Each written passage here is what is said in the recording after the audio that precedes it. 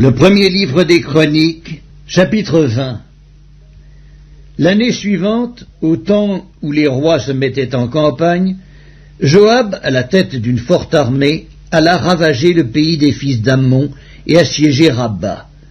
Mais David resta à Jérusalem. Joab bâtit Rabba et la détruisit. David enleva la couronne de dessus la tête de son roi et la trouva du poids d'1 talent d'or. Elle était garnie de pierres précieuses. On la mit sur la tête de David, qui emporta de la ville un très grand butin. Il fit sortir les habitants, et il les mit en pièces avec des scies, des herses de fer et des haches.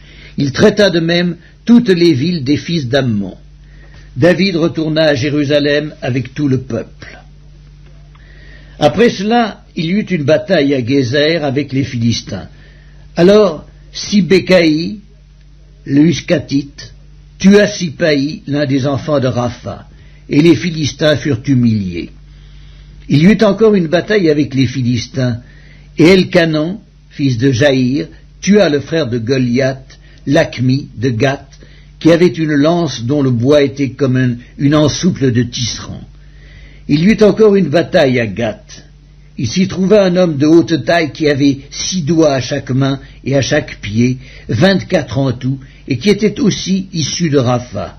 Il jeta un défi à Israël, et Jonathan, fils de Shiméa, frère de David, le tua. Ces hommes étaient des enfants de Rapha à Gath. Ils périrent par la main de David et par la main de ses serviteurs. Le premier livre des Chroniques, chapitre 21. Satan se leva contre Israël et il excita David à faire le dénombrement d'Israël. Et David dit à Joab et aux chefs du peuple, « Allez, faites le dénombrement d'Israël depuis Beersheba jusqu'à Dan, et rapportez-le-moi afin que je sache à combien il s'élève. » Joab répondit, « Que l'Éternel rende son peuple 100 fois plus nombreux. Ô roi, mon Seigneur, ne sont-ils pas tous serviteurs de mon Seigneur? Mais pourquoi mon Seigneur demande-t-il cela? Pourquoi faire ainsi pécher Israël? » Le roi persista dans l'ordre qu'il donnait à Joab. Et Joab partit et parcourut tout Israël. Puis il revint à Jérusalem. Joab remit à David le rôle du dénombrement du peuple. Il y en avait dans tout Israël 1100 000 hommes tirant l'épée, et en Juda 470 000 hommes tirant l'épée. Il ne fit point parmi eux le dénombrement de Lévi et de Benjamin, car l'ordre du roi lui paraissait une abomination. Cet ordre déplut à Dieu qui frappa Israël. Et David dit à Dieu, « J'ai commis un grand péché en faisant cela. Maintenant, daigne pardonner l'iniquité de ton serviteur, car j'ai complètement agi en insensé. » L'Éternel adressa ainsi la parole à Gad, le voyant de David. « Va dire à David, ainsi parle l'Éternel, je te propose 3 fléaux, choisis-en un, et je t'en frapperai. » Gad alla vers David et lui dit, « Ainsi parle l'Éternel, accepte ou 3 années de famine, ou 3 mois pendant lesquels tu seras détruit par tes adversaires et atteint par l'épée de tes ennemis, ou 3 jours pendant lesquels l'épée de l'Éternel et la peste seront dans le pays, et l'ange de l'Éternel portera la destruction dans tout le territoire d'Israël. Vois maintenant ce que je dois répondre à celui qui m'envoie. » David répondit à Gad, « Je suis dans une grande angoisse. Oh, que je tombe entre les mains de l'Éternel, car ses compassions sont immenses, mais que je ne tombe pas entre les mains des hommes. » L'Éternel envoya la peste en Israël, et il tomba 70 000 hommes d'Israël. Dieu envoya un ange à Jérusalem pour la détruire, et comme il la détruisait, l'Éternel regarda et se repentit de ce mal, et il dit à l'ange qui détruisait, « Assez, retire maintenant ta main. » L'ange de l'Éternel se tenait près de l'aire d'Ornan, le Jébusien. David leva les yeux et vit l'ange de l'Éternel se tenant entre la terre et le ciel, et ayant à la main son épée nue tournée contre Jérusalem. Alors David et les anciens, couverts de sacs, tombèrent sur leur visage. Et David dit à Dieu, « N'est-ce pas moi qui ai ordonné le dénombrement du peuple? C'est moi qui ai péché et qui ai fait le mal. Mais ces brebis, qu'ont-elles fait? Éternel, mon Dieu, que ta main soit donc sur moi et sur la maison de mon père, et qu'elle ne fasse point une plaie parmi ton peuple. » L'ange de l'Éternel dit à Gad de parler à David, afin qu'il montât pour élever un autel à l'Éternel dans l'aire d'Ornan, le Jébusien. David monta selon la parole que Gad avait prononcée au nom de l'Éternel. Ornan se retourna et vit l'ange, et ses 4 fils se cachèrent avec lui. Il foulait alors du froment. Lorsque David arriva auprès d'Ornan, Ornan regarda et il aperçut David. Puis il sortit de l'aire et se prosterna devant David, le visage contre terre. David dit à Ornan, « Cède-moi l'emplacement de l'aire pour que j'y bâtisse un autel à l'Éternel. Cède-le-moi contre sa valeur en argent, afin que la plaie se retire de dessus le peuple. » Ornan répondit à David, « Prends-le, et que mon seigneur le roi fasse ce qui lui semblera bon.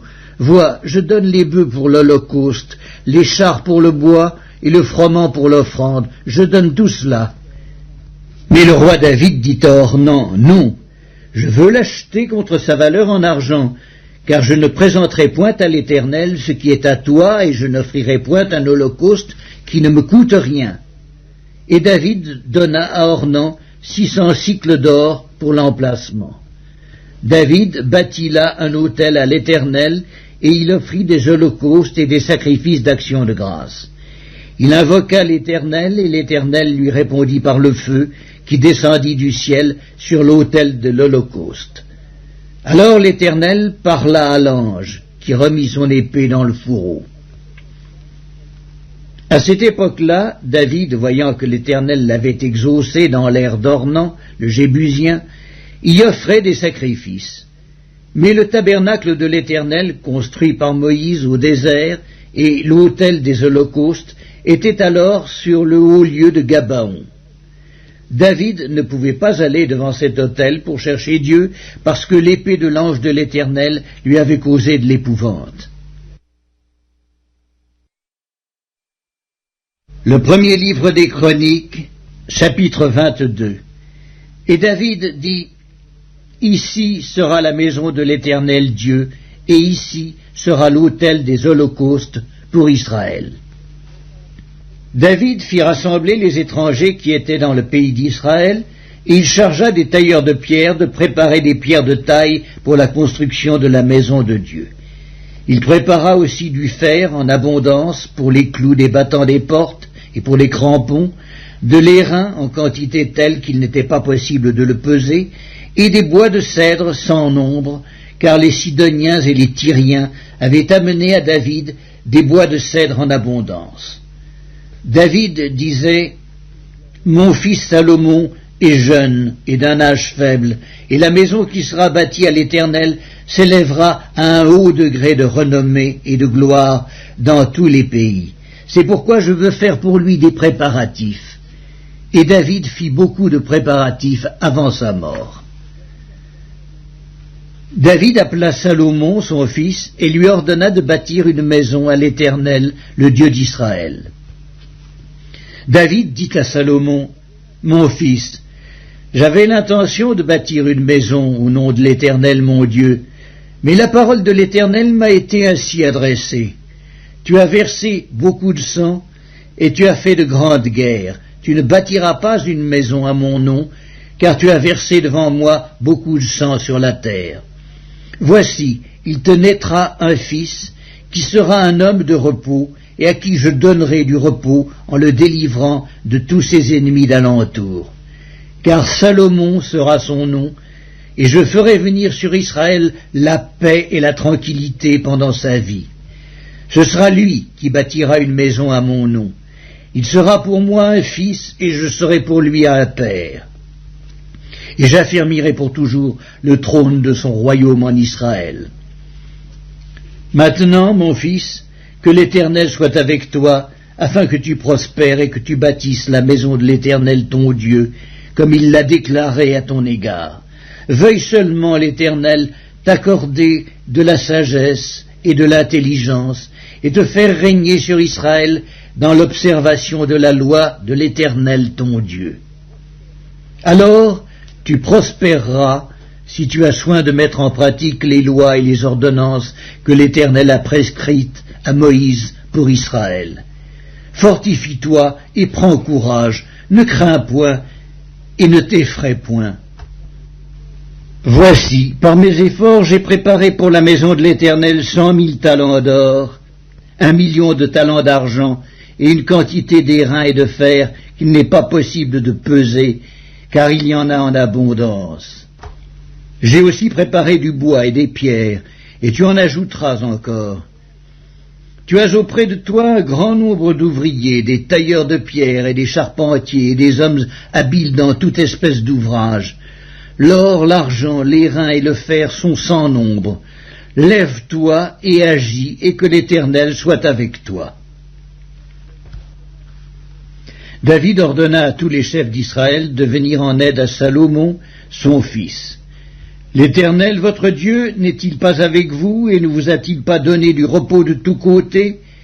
Car il a livré entre mes mains les habitants du pays, et le pays est assujetti devant l'Éternel et devant son peuple. Appliquez maintenant votre cœur et votre âme à chercher l'Éternel, votre Dieu.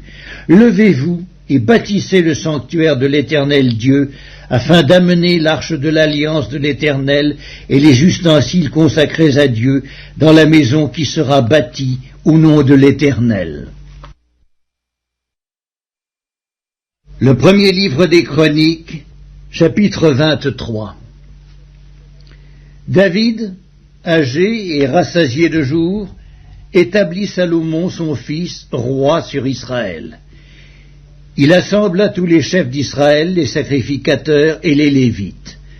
On fit le dénombrement des Lévites depuis l'âge de 30 ans et au-dessus.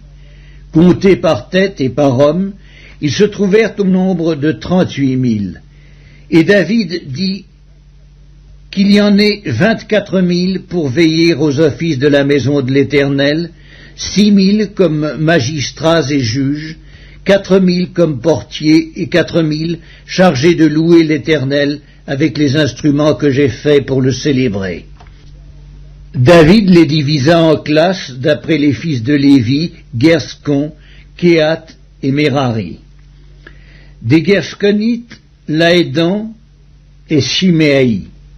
Fils de Laédan, le chef Jéhiel, Zétam et Joël, 3.